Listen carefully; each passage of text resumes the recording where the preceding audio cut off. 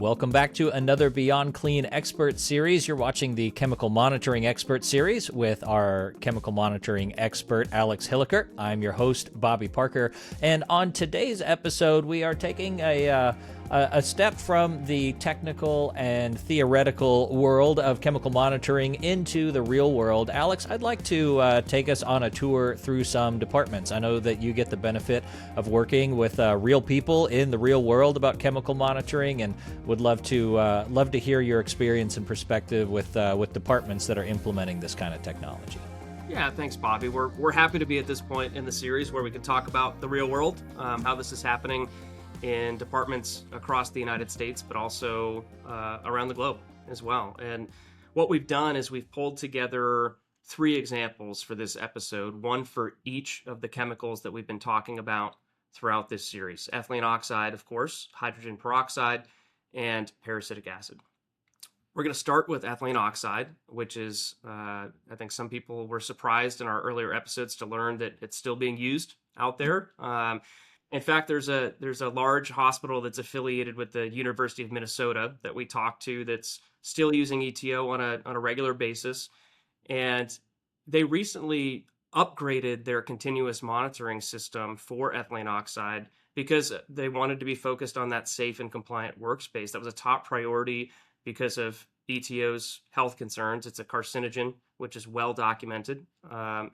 And they had an older system in place that was more like a leak detector, for example. It's going to give you a warning in the event of a catastrophic failure or a leak of ETO into the department. But they wanted better visibility, real-time readings, continuous monitoring at those lower levels, that 1 part per million occupational exposure limit that we've talked about in this series. They also wanted increased visibility across the department to improve workflows, because if you can see an imperceptible gas through a continuous gas monitor, you understand when you can interact with that particular product and when you need to avoid it to mitigate that overexposure. Right. Yeah, that makes sense. I think folks who think about ETO, they picture in their mind like this ante room and this really big ethylene oxide sterilizer, and they think, unless there's an environmental monitoring in place, like I'm not going in there, and like that, and that's right and good, right? We've had for a very long time had a requirement in place for environmental monitoring, but it sounds like what you're telling me, Alex, is there's levels to this. Just because you have an environmental monitor in place doesn't necessarily mean that you've nailed down the peace of mind piece and the data logging piece. Oh, no doubt, Bobby, and I think this particular hospital is also a great example because they are going above and beyond. They're monitoring their storage cabinets where the ETO canisters are housed. And they're also monitoring their abater systems in the event of a failure of that system. So they're really checking all the boxes to keep their team members safe from that exposure opportunity to ETO throughout their entire department. Yeah, nice. Well, one of the areas that we've spent the most time talking about, Alex, for chemical monitoring, and it's one that has me most curious, is chemical monitoring for hydrogen peroxide sterilizers. I say that because back when I was leading a sterile processing department, it didn't seem like it was all that common to be monitoring hydrogen peroxide in the department, and a lot of conversations going on around that. What are you seeing for departments that are starting to implement monitoring for hydrogen peroxide sterilizers? Yeah, hydrogen peroxide is something that has been monitored for a long time, but it is becoming more commonplace, as you noted, Bobby. And so for this example, there's a VA medical center in South Carolina, and they've been monitoring for hydrogen peroxide for nearly 15 years now, since kind of 2012 timeframe.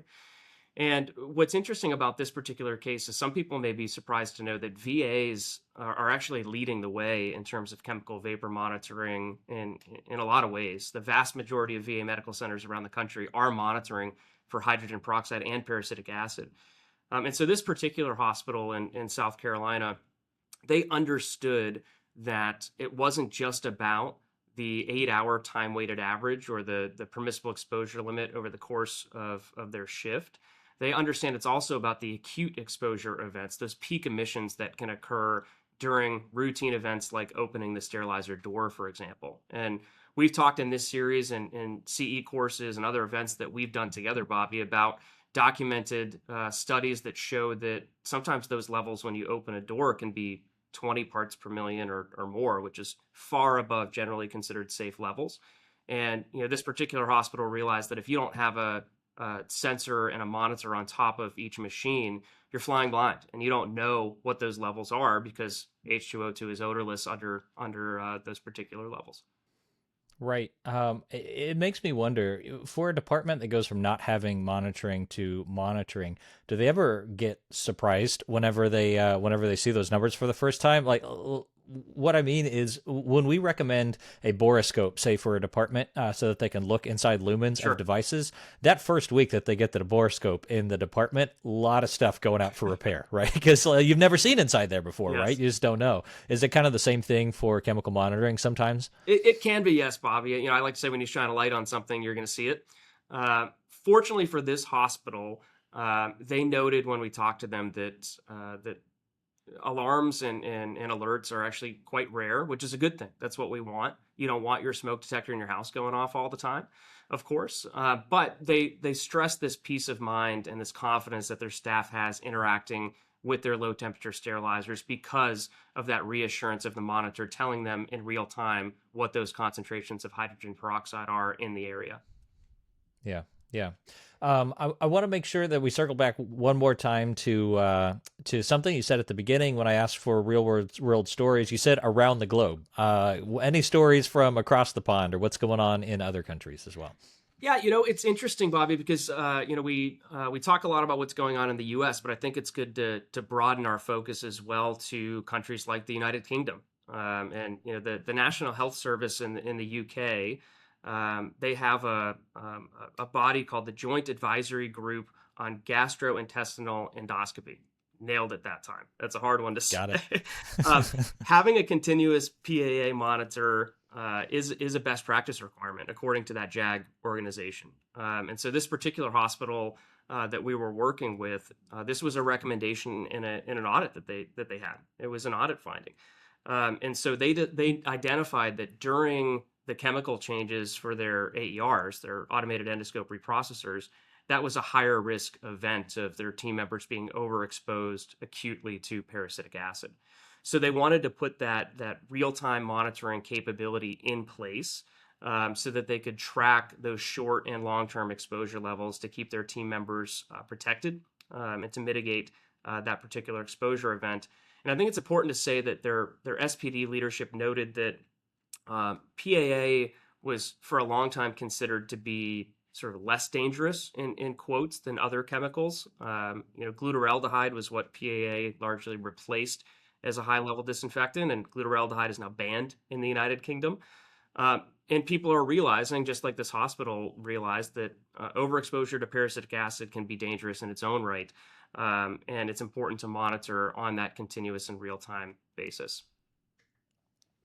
Yeah. One of the common themes that has come up through each of these stories in my mind has to do with compliance, right? Because the facility that you mentioned for ETO, even though they had a monitoring system in place, like they wanted to do something better, but the old one that they had was compliant with the requirement for environmental monitoring, or at least that's what it sounds like. And at least here in the States, there's not a requirement for monitoring hydrogen peroxide or peracetic acid, at least yet. And so, yeah, it's interesting to see that like this shift in the industry is largely being driven by a desire to do the right thing and kind of use some common sense about protecting our employees, and not necessarily a regulatory push.